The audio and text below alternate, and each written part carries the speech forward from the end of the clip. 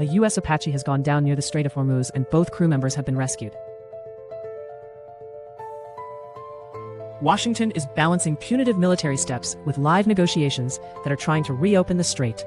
Investigators are examining whether the helicopter was shot or failed.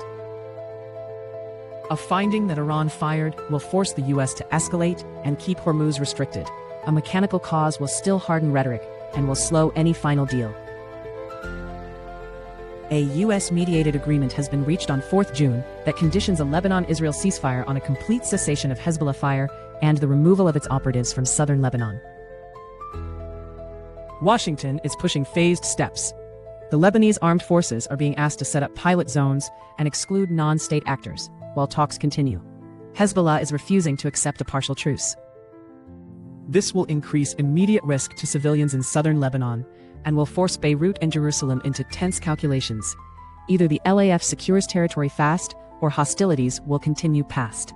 Israeli forces have carried out recent strikes in Gaza City that medics report have killed at least 16 civilians, including families and displaced people in tent camps. Mediators are restarting indirect talks in Cairo, while Israel is continuing targeted strikes it says prevent imminent attacks, and Gaza hospitals are reporting mounting civilian tolls.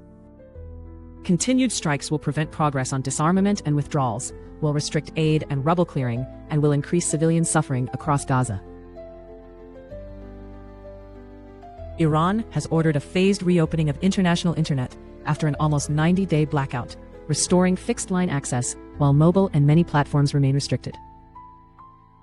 The presidential office and a new cyberspace committee are implementing reconnection, while security and judicial agencies are retaining veto power and imposing targeted limits. Restoration will proceed unevenly, will prolong economic pain for online small businesses, and will leave authorities able to reimpose restrictions when they judge it necessary.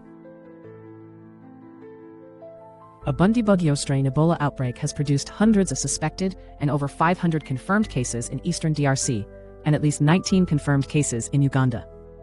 Response teams are struggling because testing initially missed this strain. Labs are clearing a backlog, contact tracing is operating at about 45%, and insecurity is blocking access and supplies.